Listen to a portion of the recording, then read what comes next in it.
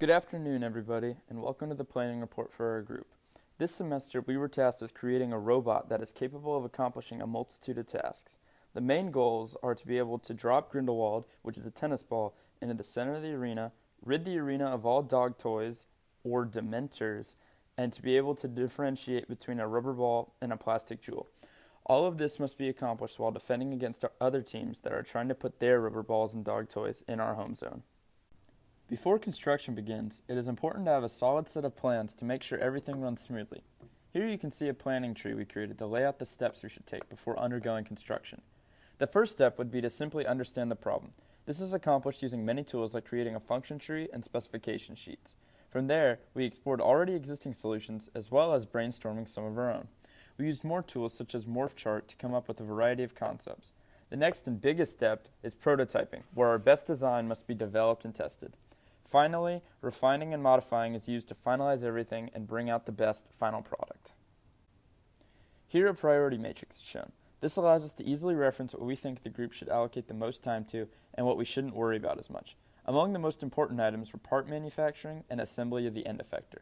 The quality of both of these items will most directly reflect the overall quality of our machine.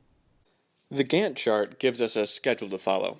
It creates a critical path where you can look, and in order, you can see all the tasks we have to complete, when they need to be completed by, and what needs to happen before the next step. That critical path will ensure we don't end up in a severe time crunch, and we don't mismanage our time, causing poorer quality of machine. The House of Quality is a tool that helps us organize all of the requirements necessary for our machine.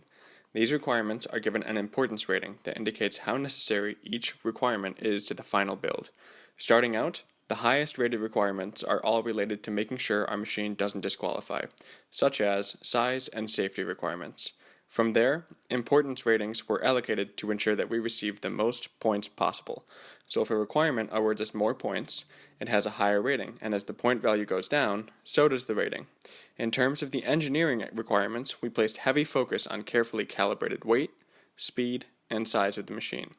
Specifically, we place an emphasis on the end effector.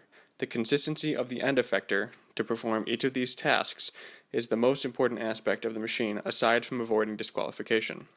Using House of Quality makes clear to the group what requirements a well-balanced and functioning machine should have. This is our specification sheet. Using this tool, we can organize all of the required elements and characteristics of our machine, as well as assign the responsibility to a certain member or subgroup of our team. Many of these requirements are demands, such as the machine dimensions or the method of startup, so having these assigned and well covered is extremely important to the success of our team. The wanted elements, such as simple setup and modular design with nut-bolt assembly, are important but should not quite be prioritized to the same degree as the demands. The next tool we use in our product development is a function tree. It is designed to organize all of the functions expected of the machine into a logical and easy-to-read graphic. For our function tree, we defined the three primary functions and subsequently broke those down into their base functions. It was determined that the underlying functions the robot would need to complete were where to grab and place the dementors into competitor territory, collect and filter shiny objects and nifflers, and deliver Grindelwald to Azkaban and do so faster than the competitors. Finally, we have the morph chart. The morph chart is used to go through all the different functions our machine has to do and give 4 or so possible solutions for each function that can be used in our final build. The first function that needs to be done is to grab the Dementor. We wrestled with this idea quite a bit and came up with 4 main designs. One was to simply whack the Dementor with a mousetrap and use gravity as the power. We also thought about actually grabbing the Dementor with a gripper type contraption or by sliding under the dog bone and trapping it with a block.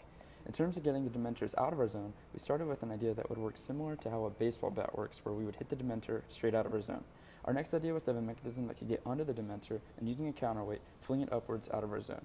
Other ideas were to have slides that went out and grabbed the Dementor or sending out a cart to retrieve it using spooled string. In terms of collecting the nifflers and the shiny objects, we were primarily focused on using a simple guide of sorts that would pull the nifflers and shiny objects away from the center. We also considered a few ideas, including a car wash-like mechanism or a suction system. To filter the nifflers and shiny objects, all of our ideas revolved around creating an object that was big enough to fit all of the shiny objects in, but small enough that the niffler would simply roll away. These ideas included an overhang that would pass over the shiny objects, a ramp that had a hole in the center, or by using guides that would extend to different lengths, collecting the gems in one compartment and expelling Dementors with the other. In terms of the transporting of Grindelwald, we considered quite a few options. We looked into the 2 most common extension systems, the telescoping slides and the scissor lift. We also considered some of the more simple transporting systems, such as the conveyor belt and the guided ramp. Finally, in order to place Grindelwald in the teleporting chair, our first thought was to use a gripping mechanism that could simply drop it in.